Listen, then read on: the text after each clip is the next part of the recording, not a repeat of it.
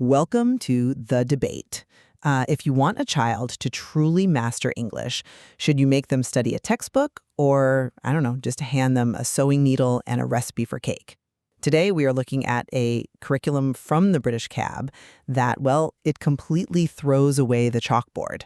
Right. It replaces all those traditional grammar drills with a series of entirely English and bilingual activities. But when you look at their specific framework, this really fascinating tension emerges about how the brain actually acquires language. Exactly. So we are debating the core engine of their success here. Does this curriculum rely more heavily on passive, naturalistic immersion, or is it, active, task-based kinesthetic engagement? I'm arguing that it's their relaxed, native-like leisure environments that actually allow the language to take root. And I will be taking the stance that the heavy lifting is, well, it's actually being done by their structured physical tasks, which force true comprehension. Let's start by looking at their immersion offerings, right? Things like their babysitting services, the afternoon cartoons and snacks, or the teen movie nights. Yeah, the low-stakes stuff. Exactly. The entire strategy here is anxiety reduction. When a child is just watching a cartoon and eating a snack, there is zero pressure to perform. The brain's threat detection system powers down, allowing it to naturally absorb linguistic patterns. I mean, I hear the appeal of that, but you really have to look at the cognitive load required for long-term retention. Okay. Consider their creative sewing class, or fun science, or even hollow storytelling.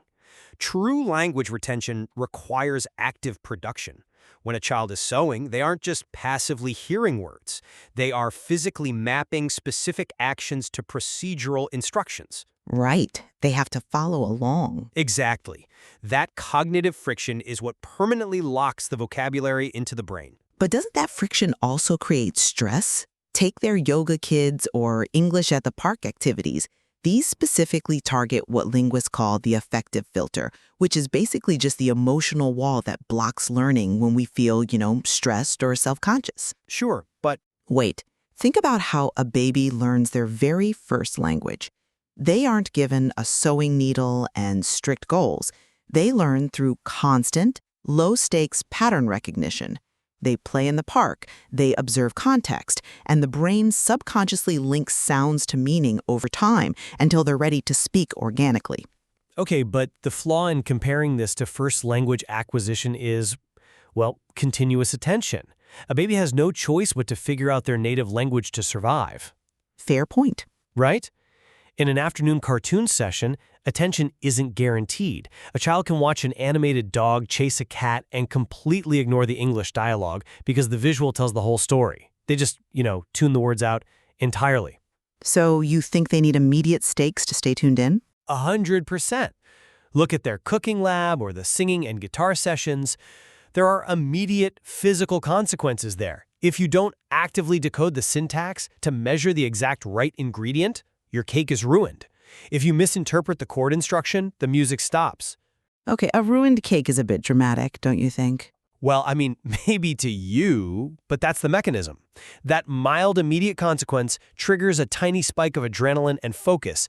It forces the brain's neuroplasticity to kick in, literally hardwiring that specific English vocabulary to the physical action of pouring flour.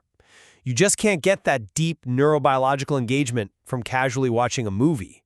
I agree the neuroplasticity argument is strong, but if active stakes are the only way to get deep engagement, how do we explain their approach to older kids?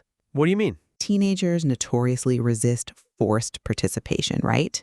In their teen evenings, they explicitly offer a split choice. Teens can either just watch a movie or they can do a cooking lab. Which actually makes me wonder, does that split reveal a hierarchy in their own learning model? A hierarchy? Yeah. Like, are they implying the cooking lab is for quote-unquote real learning, and the film is just a low-effort fallback to keep teens in the building? Oh, I genuinely don't think it's a hierarchy. I see it as accommodating different cognitive styles. The teenager choosing the film is still decoding complex sociolinguistic cues, slang, and cultural context in a relaxed state. The teenager baking is relying on that procedural, hardwired mapping you were talking about. Both are actively processing, just, through different neural pathways. So we're looking at a deliberate balancing act. The curriculum is constantly toggling between relaxed environmental exposure and structured hands-on production. Precisely. And while we might disagree on whether the relaxed movie night or the high-stakes cooking lab does the most neurological heavy lifting, I think we completely agree on their core achievement. Oh, definitely. This model successfully bypasses rote memorization entirely. It trades strict verb tables for actual lived experience. Totally. Whether you're casually absorbing vocabulary through the breeze at the park or desperately trying to figure out how many ounces of flour go into a bowl, you are experiencing the language as a tool, not a subject. Which is a huge win for the kids. Absolutely. Which leaves you to reflect on your own brain's wiring. Would your comprehension accelerate faster through the high-stakes focus of a structured cooking lab or the low-anxiety environment of an afternoon with cartoons and snacks? The ultimate verdict is up to you.